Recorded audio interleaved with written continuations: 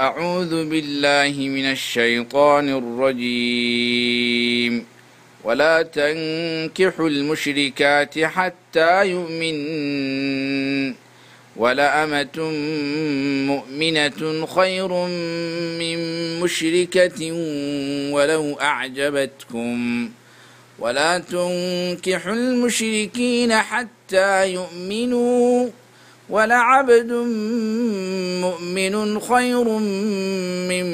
مشرك ولو أعجبكم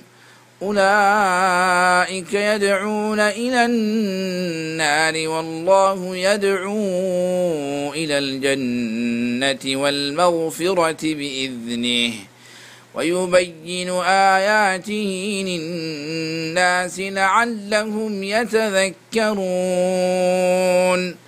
ويبين آياته للناس لعلهم يتذكرون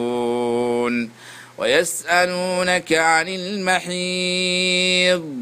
قل هو أذى فاعتزلوا النساء